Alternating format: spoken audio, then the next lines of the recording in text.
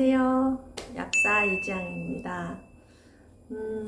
오늘은 피곤하면 왜 붓는지에 대해서 얘기해 볼까요? 여러분은 그런 경험 없으세요?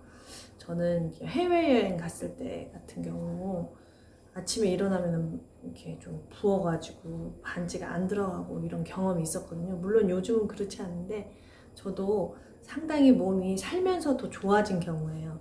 어렸을 때 굉장히 약골이었거든요. 그래서 약사가 되어서 끊임없이 제 몸에서 일어나는 일에 대해서 공부했고 그것을 개선하기 위해서 지금껏 노력하고 있답니다. 그래서 아마도 저는 제가 살아온 세월 중에서 오늘이 가장 건강한 날인 것 같아요. 나이를 점점 더 먹는데 점점 더 건강해지고 있어요. 그래서 요즘은 피곤해도 붓는 게 없는데 이제 한 7, 8년 전까지만 해도 좀 피곤하면 종종 부었거든요. 피곤하면 왜 부을까요? 그런 거 궁금하지 않으세요? 저는 몸에서 일어나는 일에는 다 이유가 있다고 생각하기 때문에 분명히 피곤하면 붓는데도 이유가 있을 거라고 생각을 해서 막 공부를 해봤어요. 그래서 알아냈어요. 이게 이제 제 생각이고 제 관점이니까 한번 들어보세요. 피곤하다는 거는 에너지가 잘 안 만들어진다는 거잖아요. 그 에너지는 어디서 만들어지는 걸까요? 우리가 먹은 음식을 원료로 해서 혈액을 만들잖아요. 그래서 혈액을 만들고 남은 찌꺼기는 몸 밖으로 나가는 거고 혈액에 꼭 필요한 영양소만 간을 통해서 들어가가지고 온몸으로 돌잖아요. 그런데 그 음식으로 섭취한 영양소 중에서 에너지를 만들 수 있는 거를 탄수화물, 단백질, 지방, 그리고 그거를 잘게 쪼갠 것을 포도당, 아미노산, 지방산이라고 그래요. 그런 것들이 혈액을 타고 졸졸졸졸 흘러가서 어디로 가냐면 세포 속으로 들어가는데 세포 속으로 들어가도 그렇게 쉽지만은 않아요. 여러분이 알고 있는 인슐린, 코티솔 이런 호르몬에 의해서 들어갈 건가 말 것인가 결정이 되고 또 세포막을 통과해야 되고 또 세포막을 통과했다 하더라도 세포막에서 에너지를 만들어내는 공장인 미토콘드리아까지 또 가는데 또 잘게 쪼개져야 돼요. 그러니까 사실 이렇게 음식으로 에너지를 만드는 게 절대로 쉬운 일은 아닌 거예요. 여하튼 그렇게 우리가 먹은 음식들이 혈액을 통해서 세포 속으로 들어가서 미토콘드리아라는 공장으로 들어가서 완전히 활활 타올랐을 때 우리가 에너지를 얻는 거잖아요. 근데 이 과정 중에서 하나라도 문제가 있으면 거길 못 들어가는 거예요. 혹은 들어갔다 하더라도 제대로 연소가 되질 않는 거죠.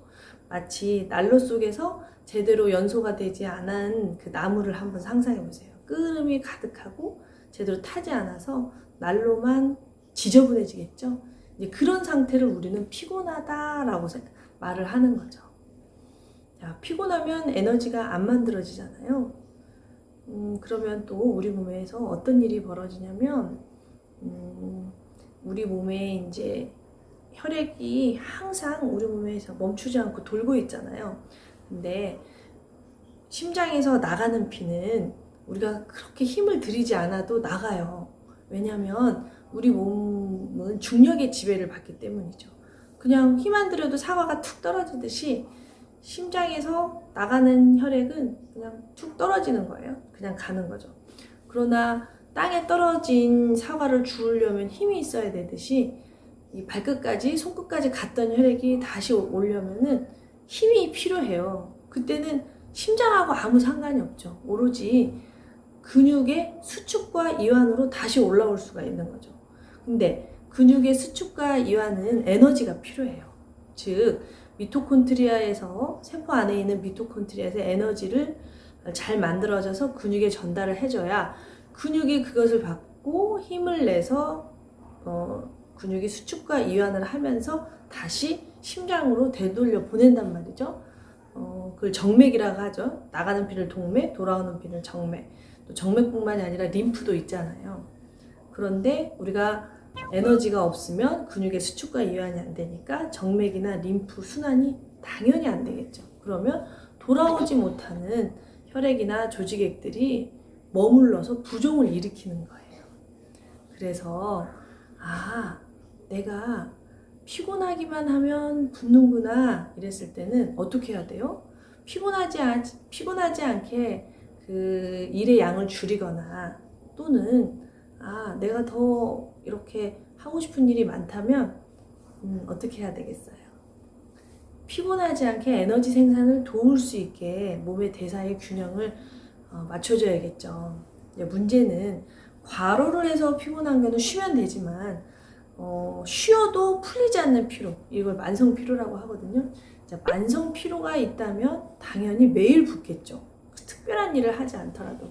그랬을 때 부종을 해결하기 위해서 부종에 좋은 이뇨제라든가, 부종에 좋은 이뇨제가 아니라 그 몸에서 물을 빼는 이뇨제라든가 또는 부종에 좋은 음식을 찾는다든가 요렇게 해서는 방법이 없다는 거예요. 이럴 때는 피곤을 풀어주는, 즉 우리가 먹은 음식이 혈액으로 가서 에너지로 되는 그 대사 과정의 균형을 찾아줘야 비로소 부종에서 벗어날 수 있다는 거죠.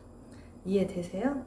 그래서 저는 내가 에너지를 생산하는 능력이 매우 떨어지는구나, 이것을 알아차려서 제 몸의 에너지 생산을 도와줄 수 있는 여러 가지 운동이라든가 식이요법, 영양요법들을 했더니 이제는 좀 피곤하다고 붓는 일도 없고요. 사실은 제가 그 선생님들이 보시기에 되게 많은 일을 하는 것처럼 보이잖아요.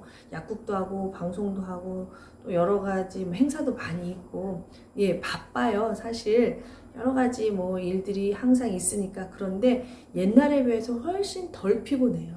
그러니까 하지, 그렇게 피곤하면 그 많은 일정을 어떻게 소화해내겠어요.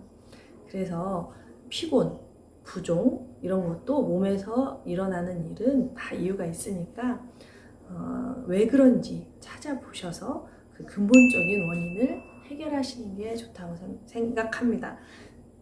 자, 미토콘드리아 내에서 에너지가 잘 만들어질 수 있도록 하는 방법에 대해서는 또 다음 기회에 말씀드려 볼게요. 오늘은 여기까지 해볼게요. 안녕히 계세요.